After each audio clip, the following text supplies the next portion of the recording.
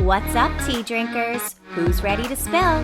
Welcome to The Tea with KG, hosted by your girl, Kaylee Grace. Here you'll find your weekly boost of real talk mixed with laughter, healing, and all of those vulnerable, messy moments in between. The Tea with KG is a safe space for you to show up exactly as you are. We are here to share real-life stories from around the globe and be a community of love, joy, and celebrating life. This is a real deal show, so there will be coarse language and sensitive topics discussed. The most beautiful stories oftentimes emerge from the darkest of places, and we're here to explore it all. There's room for everyone at this tea time, so grab your drink of choice, spark it up, or just relax and soak it up. Cheers, and let's spill. What's up, tea drinkers? We are back with another episode of The Tea with KG. I'm your host, Kaylee Grace. We are here to spread the sparkle. What is up on this Tea Time Tuesday? New moon in Cancer. How we doing? As any of my fellow magical, mystical beings are aware, the new moon entered Cancer yesterday, July 17th. So this marks the beginning of a new lunar month. We've got an energy of renewal, new beginnings, a fresh start. The theme around this new moon in Cancer is to nurture your heart. Each of the astrological signs are ruled by a planet. So for instance, Taurus, we are ruled by Venus, the planet of love. Cancer is ruled by the moon. So the moon being in its home sign of Cancer definitely heightens this energy for us. This is a time about reclaiming the power of our sensitivity and vulnerability. You may be feeling a bit more emotional. There's opportunities here to gain a deeper understanding of emotional needs and refine our ability to meet them and express them to others. So we want to be allowing our emotions to flow. We want to sit with them and try not to overthink them and rationalize them and intellectualize them, which can be challenging, especially if you're on a healing journey and you are in a mode of really diving deep with your feelings and looking at them and being like, okay, is this a trigger, or why am I triggered, or what is the root of this? How can I heal this? How can I nurture this feeling? It's definitely very typical when you are on that healing journey. But in this time, in this moment, just try and sit with them, nurture your heart. It is going to be that watery flow. You know, Cancer is a water sign. It's all about the emotions. You may feel like you're a bit more introverted right now, needing time to yourself to nurture your heart, mother yourself, tend to those emotions.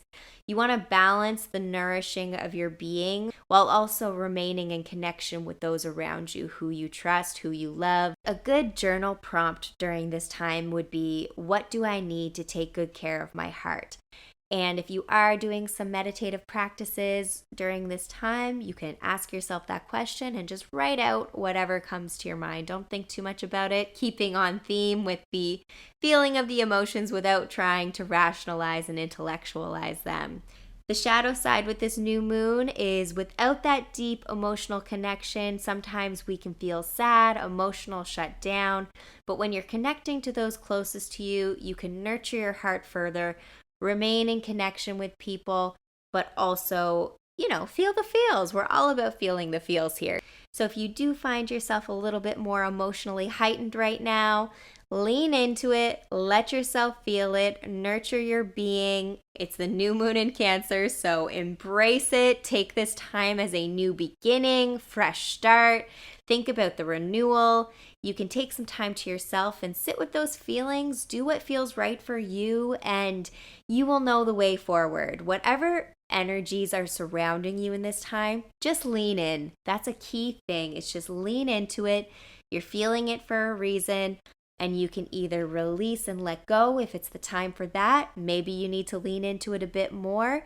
But just remember to go easy on yourself, be compassionate towards what you need, and just sit with those feelings. So in today's episode, we are going to be touching on some perfectionism. The other day, I was just sitting at my desk And I don't know about y'all, but I definitely talk to myself often enough. Hence the podcast. No, I'm just joking. Anyways, I was sitting there and I'll go on these tangents just talking to myself. I mean, obviously Benson's here. I just go off. And I guess when I'm talking to, my partner or my friends or my family, it's the same, but at least you have someone else who can speak back to you and actually have a conversation with you. But I was going off thinking about perfectionism. So I know I am not alone in this. I would like to say I'm more of a recovering perfectionist. It is something that is so common amongst us. And it's an interesting concept to dive into. Like, where does it come from? Why are we like this? And I know for me, it's been a long journey of unraveling the meaning behind the perfectionism, the truth behind what lies underneath. And it's definitely something I'm not completely out of the woods with. I will totally admit that, but I'm definitely much further along than I was at one time. I can remember, I feel like this was a few years back now, I had posted something in regards to letting go of perfection and how it isn't real, and basically saying how none of us are perfect. And in that, what I'm trying to imply is we all make mistakes. With that post, I feel like I remember the deep meaning behind it being for myself as well. Like, it's almost like therapy. I say this all the time with the podcast, with speaking, but also with writing. It's therapy for me as well sometimes when you write out a caption or even just in your journal or wherever you happen to be writing. And the deeper meaning behind it was to let myself know as well that it's okay not to be perfect. And it shouldn't be something that's expected because it's not healthy. So anyways, can't remember the exact words of the post, but it was something along those lines. And I can remember someone messaging me and they were trying to say how if you don't think we're perfect, you need to give yourself a mindset adjustment and all these things. And I don't think this person was meaning it in a bad way. I mean, everybody perceives things from where they're at on their journey. And people who maybe haven't dived into something like this to look at it further may have a different perception. And I think what this person was going for was like they were trying to say we are all perfect beings, and like I just can't get behind that word because I know and I understand what the person was trying to say with it, and I just still can't get with it. I'm like, we're beautiful, divine, magical beings, but not one of us is perfect on this human experience. That's the point. Being here in this 3D life, in this human experience, you're not here to have this perfect existence. You're here to learn things, and the only way we learn things is to go through hardships, to learn new things, to be around new people, new places, new things, and to expand our horizons and open up our minds and go through life experiences. And some of them are great, some of them are really challenging and not that great. But regardless of it, it's not perfect. And it's just interesting when you look at it and how people interpret it. To me, I mean, it's so funny because like I feel like I say that word a lot. I'm like, perfection. Like if I'm looking at one of my friends' photos and I'm just like, you stunning goddess, you. And like, or if someone is making plans with me, I'm like, yes, perfection, love it. And I feel like I enjoy the word, but again, depends on the context. It's a weird battle, right? And anyone who is currently a perfectionist or a recovering perfectionist like myself, I think you'll know what I'm saying. It's because it's like, it's not like it's a bad word. It's just we have to stop trying to apply it to ourselves because it'll drive you crazy. It's driven me crazy. It has hindered me more than it has helped me. It has made me stop dead in my tracks before doing something that could be life-changing, or it'll take me 10 times longer to finally do the thing that I've been holding back on because I'm so afraid it's not going to be perfect or look right or won't be perceived right. And it's just something that I'm like, not into this. Getting something done and trying something new, regardless of the outcome, that's what's up. And I wish my younger self had known that sooner. I just feel like not that I haven't been brave in every aspect of life, because it's very it's like a roller coaster or like a wave. There's times when I don't let perfectionism get in my way and I just go for it and I live loudly, heart on my sleeve. I'm brave. I go for those opportunities. I just step into my inner knowing and my inner being, and things always work out when you do that. When you just let it all go and you just step into that. And then through life, different things have happened, and I noticed that protection mechanism coming back into play. And I'm like, this is not helping you. This is not protecting you in any way. It is hindering you. So I wanted to talk about the amazing Brené Brown. We love her. She has some amazing insight to perfectionism. And I wanted to read some of her amazing words because I just think she's incredible. Such a beautiful source of knowledge. And it's not just her, it's everyone who works with her, which she always gives the shout outs within her work, her books, that whoever has helped with this research, she always lets them know. So everyone involved, props to you, gratitude to you. But one of the first big quotes, this is from her book, Atlas of the Heart, if you're interested. It's a really, really great book.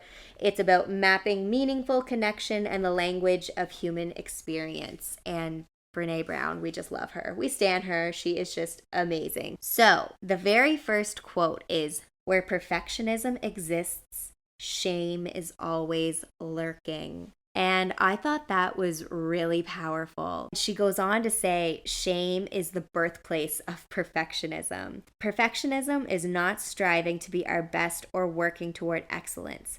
Healthy striving is internally driven. Perfectionism is externally driven by a simple but potentially all-consuming question: what will people think? Mic drop. Hello. How insightful is that? That where we are striving for perfection, it's simply coming back to what will people think and wanting to control that perception when we have zero control. It doesn't even matter if in our heads we think it's finally perfect and we put it out there. It can still be perceived in whatever way another human being wants to perceive it. And I find that such an interesting concept because healthy striving, I love that, how she's saying it's internally driven. And I think when we just go for things without holding on to that perfect picture, it is when the magic happens. Like when I was saying earlier, how those moments where I was brave and not that I wasn't caring, I was caring, of course, and passionate, but I wasn't focused on that perfect outcome. That's when things happened beautifully. And then as soon as you go into that obsessive perfectionism, it's not for you, it's for others. And I know all the perfectionists out there can argue that. It's like, well, no, it's for me. It's because I'm putting my name on it. I want to make sure it's to the best of my abilities what I'm putting out there. Totally hear you, honey. I feel you. That is literally me when I'm editing these episodes. I'm like, I'm just going to get it perfectly sounding just like this. And then there's times where you're like, you know what? I'm just letting this flow. It is what it is. There's only so much you can do.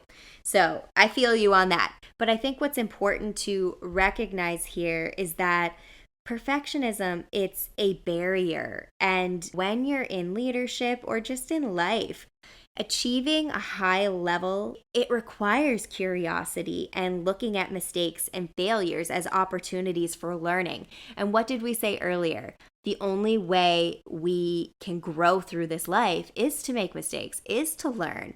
And I can think of so many times where, like, let's say you get the answer right on something and you don't make a mistake. Most of the time, I know for me anyway, I may not remember that. But if I make a mistake on something, I'm sure as hell gonna remember that because I would have had to go back. I would have had to fix it. I would have had to rework how my brain looked at it. And it's more likely to stick. And it's a great way too because these are opportunities to maybe expand in a region that you never would have thought you'd expand or you didn't even realize that area had potential. And that's what's truly going to drive our innovation and our creativity. And when we think about perfectionism, it halts creativity in its tracks because it's almost like your creativity is this beautiful, free-flowing, mystical, sparkly light. And it's like, let me live. I just want to make things beautiful and colorful and color outside the lines and just be my best self and live and throw all the ideas out there. Nothing's off limits. It is limitless. Everything is open to me. And then perfectionism comes along like the hall monitor, trying to keep everything in check, being like, no, you go back in there. We don't need you out here. You get over there. And it's like, no, I'm not going to do that. So if you're a creative being, which I believe we all are, but particularly if you work with your creativity, if you are a content creator, whatever you do, think of it like that. Do you want the hall monitor coming up in here and putting your creativity back in the classroom? No. You want your creativity to be able to fly freely, honey. Another awesome thing I really love from this book is she says perfectionism kills curiosity by telling us that we have to know everything or we risk looking less than. Perfectionism tells us that our mistakes and failures are personal defects, so we either avoid trying new things or we barely recover every time we inevitably fall short. That hit me so hard because I was like, you know what? That's so true. It just resonated so much with me because even in putting something creative out into the world, it's your baby, it's your heart, it's your soul. You've put everything into that. So if you're an artist, I consider myself an artist.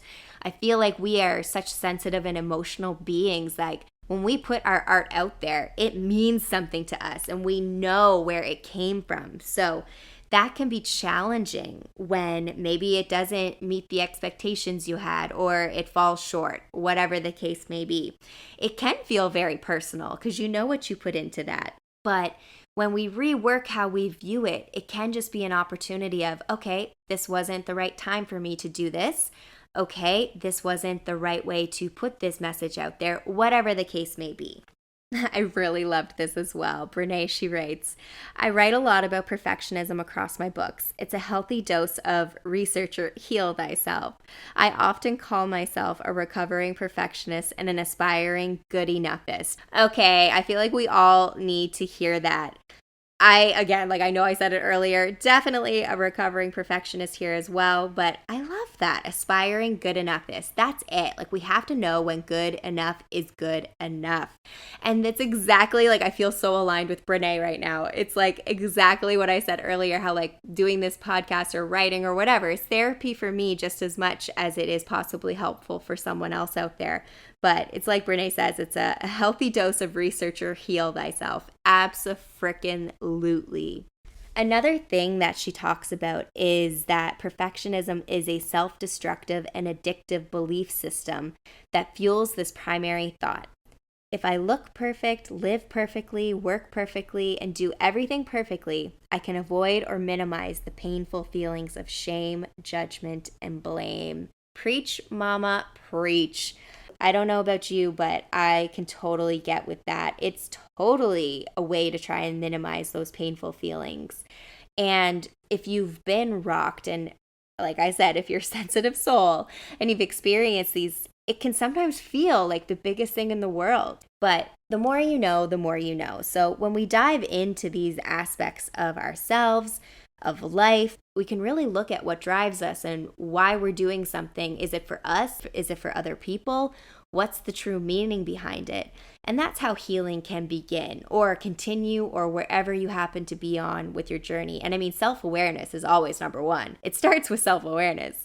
We don't have that, then there's no way you can ever look at it because it's not even on your radar. Another awesome thing in this particular section is talking about how perfectionism, it's not self-improvement. It is at its core about trying to earn approval and acceptance. And most perfectionists were raised being praised for achievement and performance, good grades, good manners, nice appearance, sports, rule following, people pleasing. Hello, how many of you are nodding your heads right now like, yep, I get that. She goes on to say that understanding the difference between healthy striving and perfectionism is critical to laying down the shield and picking up your life. Research shows that perfectionism hampers success. In fact, it often sets you on the path to depression, anxiety, addiction, and life paralysis.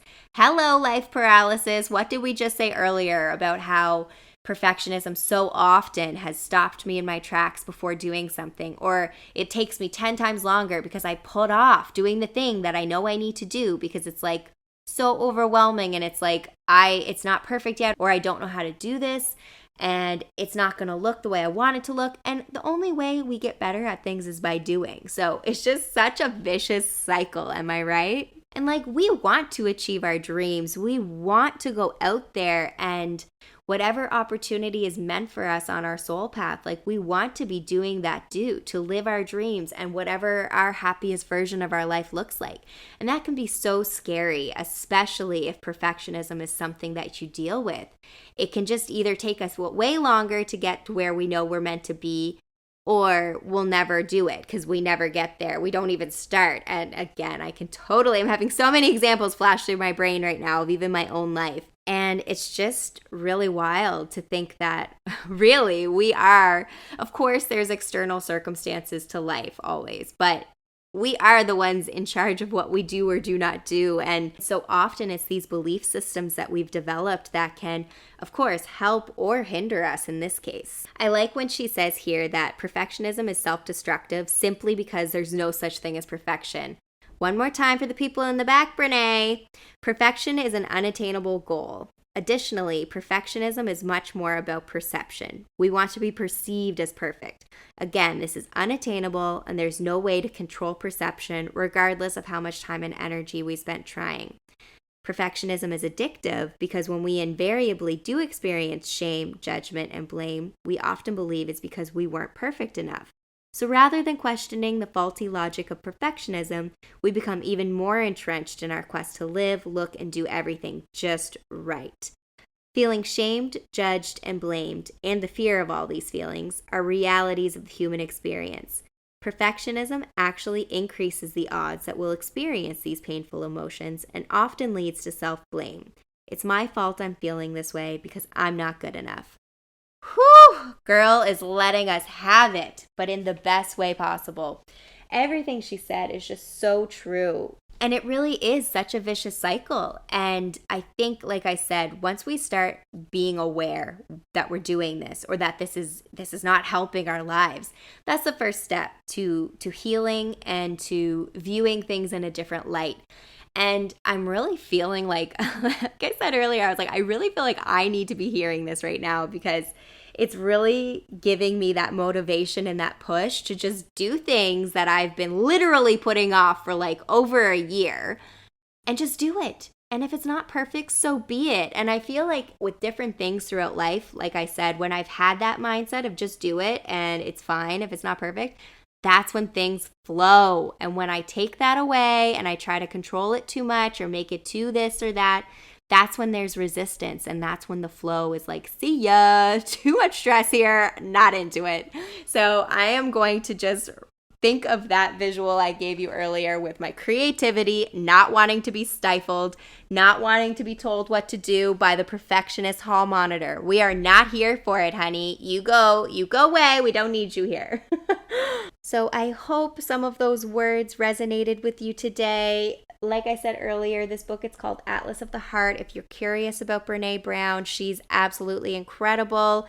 Props to her always. Definitely check her out. Check out all of her content, all of her material. She has so much wisdom out there and just an incredible being that we have access to in this lifetime. So if you're interested in checking her out, highly recommend. But for all of my perfectionists, recovering perfectionists, wherever you're at, if you're not a perfectionist, I love that even more. You are goals. I am on my way over to you. But I just want to give a shout out to all of us. All we can do is our best. All we can do is try. And just because maybe we don't think it's the best or perfect or whatever word you want to use, it doesn't mean that it's not. And whoever's meant to receive you and what you put out there will receive you, no matter if it's perfect or not. You are a beautiful light being, and your words, your energy, your service, whatever it is that you bring to this world, it's supposed to be brought here. Don't be afraid of it. Don't hide it. I can resonate with that too. Sometimes hiding my light or holding back or not putting everything out there or just thinking like it's not good enough. All of those things, put it away.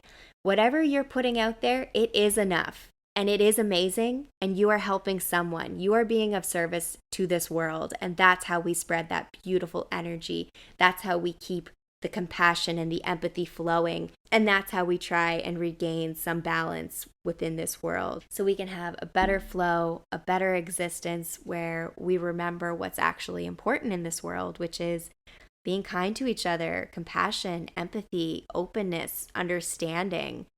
Money, greed, and power ain't it, honey. We need to bring it back to basics and just remember what's actually important in this lifetime as human beings. So I want to wish everybody love and light as you take on your Tea Time Tuesday. I am so grateful for each and every one of you.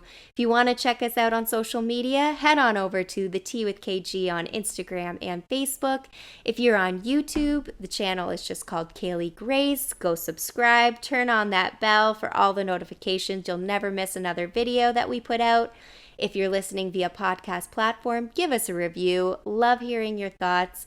As always, feel free to comment, DM, share with your friends, connect with me, let me know your favorite episodes, what you want to hear more of. This is for you. I love putting my heart and soul out there and bringing amazing guests to you each week. I can't wait. We've got some beautiful souls up on the docket coming up, so keep your eyes and your ears peeled, and we will have some more magic coming your way. Thank you so much for tuning in, and we will see you next week.